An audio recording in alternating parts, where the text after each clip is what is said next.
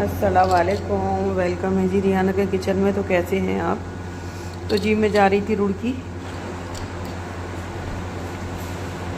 और अब मैं आ गई थी घर।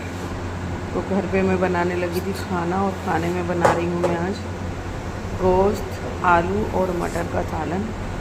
तो ये वॉश करके मैंने अपना गोश्त डाल दिया, और ये लहसुन अदरक प्याज का पेस्ट है, तो ये भी इसी के अंदर डाल दूँगी। और अब मैं डालूँगी इसके अंदर ड्राई मसाले,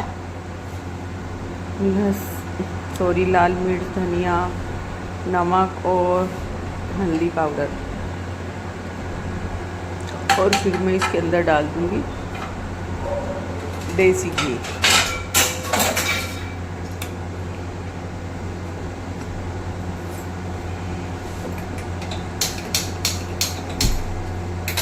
तो जी जितनी बारिश हो रही है उतनी गर्मी ज़्यादा हो रही है। तो गर्मी ना किचन के अंदर ज़्यादा है, इसलिए कि मेरी किचन में ना तो चिमनी है, और एग्जॉस्ट फैन था लेकिन वो किसी तरह से ख़राब हो गया, तो उसको निकलवा दिया गया है।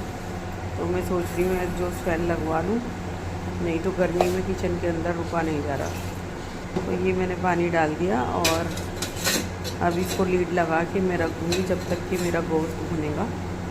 और फिर इतने कर लेते हैं हम अपने आलू मटर छील लेते हैं, काट लेते हैं, कटिंग का काम कर लेते हैं। फिर चला गया देसी घी।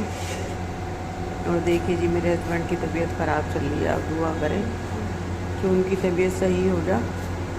और मेरे ख़्याल से तो जितनी मैंने आपकी तबीयत ख़राब देखी है, इतनी तो अपनी लाइफ में पहली बार देखी है। तो खाना नहीं खा पा रहे, तो फिर वो कमज़ोरी हो रही, खाना खाया ही नहीं जा रहा, कमज़ोर होते जा रहे हैं। और दुआ कीजिएगा, दुआओं में बहुत बड़ी ताकत होती है, और हर दवा से बेहतर दुआ है। ये चला गया नमक, और अब मैं इसको चला के और इसको मैं लगा दूँगी लीड, और फिर इसी बीच एक दो बार मैं इसको खोल के देख लूँगी। तो ये कुकर लाई थी मैं, माशाल्लाह बहुत अच्छा है, बहुत अच्छा है। ये 3 लीटर का कुकर है मेरा। तो इसमें ना 500-600 ग्राम मीट बन जाता है आराम से, और बहुत अच्छी इसके अंदर सीटी वगैरह भी आती हैं, और अच्छी तरह से गलाता है अंदर से। ऐसे नहीं है कि बार बार सीटी लगती रहती है और हमें पता ना चले। बहुत अच्छा कुकर निकला ये माशाल्लाह। तो अभी मैं देख रही थी तो इसके अंदर पानी था, तो अब मैं इसको क्या तो खोल के भूनूंगी या लगा दूंगी लीड, और बस फिर इसके अंदर मैं ऐड करूँगी आलू मटर। टमाटर मैंने डाल दिया था अभी कट करके, लेकिन आपको दिखा नहीं पाई। तो टमाटर भी ज़रूर जाता है, जब आलू मटर हम डाल रहे हैं तो टमाटर लाजमी जाता है। तो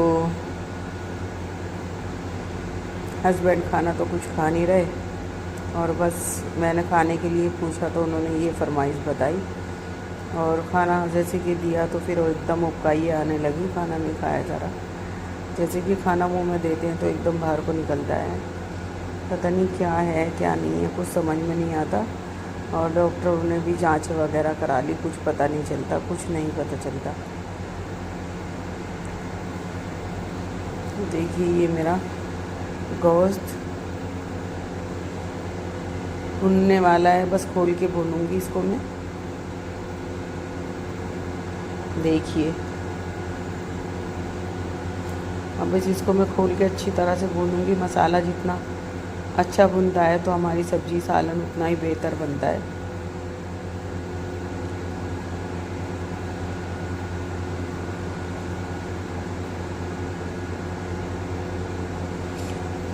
सालन ना हल्का सा ऐसे कर लें जैसे कि 50% हमारा मीट गल चुका है, तो 50% को फिर खोल के गलाना चाहिए, तो उसका टेस्ट अलग हो जाता है। जो हम बिल्कुल लीड लगा के उसको गलाएंगे ना, तो वो बिल्कुल अंदर से ऐसा हो जाता है जैसे बिल्कुल ड्राई काई सा हो जाता है। तो ये ना किसी तरह से इसके ऊपर पन्नी चिपक गई, और पन्नी चिपक गई तो ये कुकर मेरे पे चिपकी रही। तो अब ये कुकर मेरा गर्म हुआ, तो मैं सोच रही हूँ इसको छुटा दूँ। छूट गई थी आसानी से।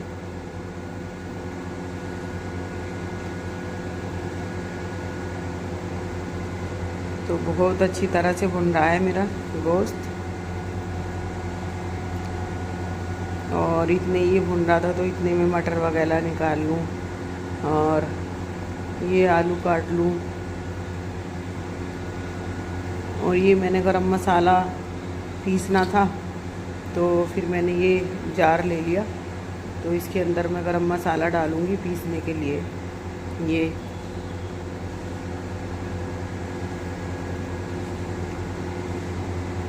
इतनी बारिश है, यानी कि ये महीना तो गर्मी का जाएगा ही और फिर उसके बाद तो राहत मिलने ही वाली है।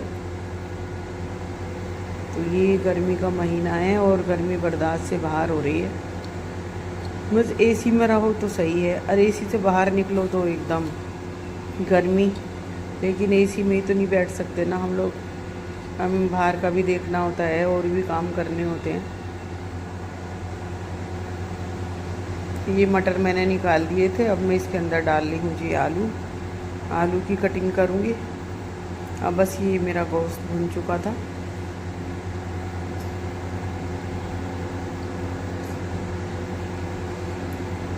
देखिए कितना अच्छा मेरा गोश्त भुना था, और अब मैं इसके अंदर कर दूँगी सब्जी ऐड।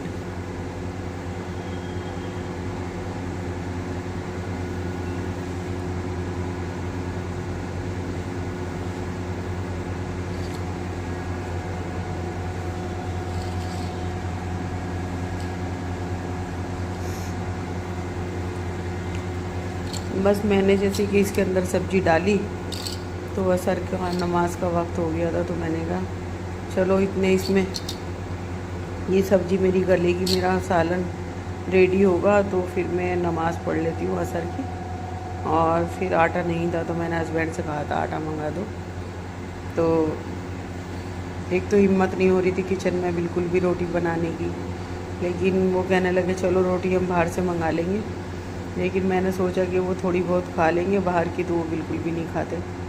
तो फिर मैंने कहा नहीं आप मुझे आटा मंगा दो, मैं बना दूँगी रोटियाँ। तो फिर उन्होंने मंगा के दिया। कौन सा था वो, आशीर्वाद का 5 किलो का कट्टा मंगाया था मैंने, इसलिए कि मेरा आटा बहुत कम यूज़ होता है, कम लगता है यानी कि, तो उसके अंदर सुरसुरी हो जाती हैं। तो मैंने कहा चलो फिर मंगा लेंगे जब ये ख़त्म हो जाएगा।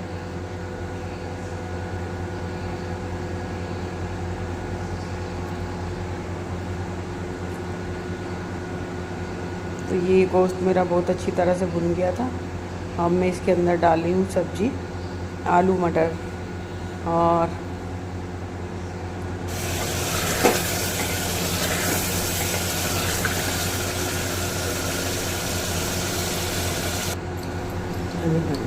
अब ये डाल दिया मैंने हरा धनिया, और मैंने डाला था इसके अंदर गरम मसाला पाउडर। और बस इसकी लगा दूँगी लीड, और लीड लगा के 2 लगाऊँगी सीटी, और बस ये मेरा सालन हो जाएगा रेडी। और भी बताइएगा आलू गोश्त में कौन कौन मटर डालता है। तो मैं तो मटर डाल देती हूँ, तो मेरे हस्बैंड को ज़्यादा पसंद आता है। वैसे वो ज़्यादा पसंद करते हैं कीमा और मटर, या वो कीमे का स्टू। तो मैंने कहा चलो थोड़ा टेस्ट बदल जाएगा। तो ये बनाने लगी थी मैं चपातियाँ, और सालन हो गया था मेरा रेडी। तो मेरे पास लोहे का तवा था, जिसकी मुझे बिल्कुल भी आदत नहीं रही, बिल्कुल भी नहीं बना सकती मैं। तो मैंने उसी पे बना रही थी, तो मेरी रोटियां जलने लगी थी। तो फिर ये तवा मैं लेकर आई थी, और फिर मैंने इस पर रोटियां बनाई, तो माशाल्लाह माशाल्लाह से अच्छी बनी।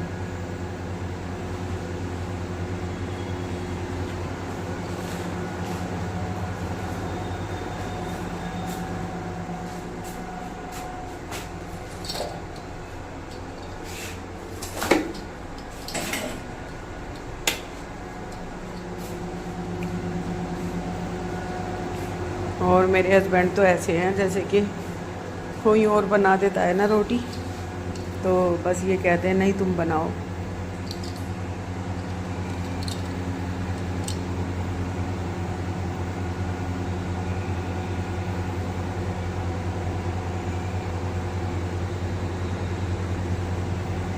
ये क्लिप ना आगे पीछे जुड़ गई थी।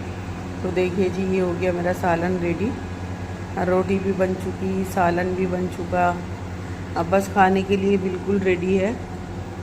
तो हस्बैंड बैठे थे बाहर बैठक में, तो मैं सोच रही थी कि आके खाना खा लें। तो देखिए जी, आलू मटर और गोश्त का कितना यमी, कितना टेस्टी मेरा सालन बना था। तो क्या एक ही दिन में भी लोग आते हैं, इस वजह से कि कुछ तबीयत का भी इशू होता है, फिर कुछ ट्रांसफ़र होता रहता है हम लोगों का, इधर से इधर, इधर से इधर, इधर से इधर। तो ये ट्रांसफ़र भी हो रहा है, कभी यहाँ कभी वहाँ। कभी काम पड़ता है उत्तराखंड चले जाते हैं हरिद्वार में, कभी यूपी में आ जाते हैं, कभी वहाँ जाते हैं, कभी यहाँ आते हैं। तो इसी तरह से हमारी रूटीन चल रही है 1 डेढ़ महीना से। तो आज का व्लॉग मेरा यहीं तक था। अल्लाह हाफिज़।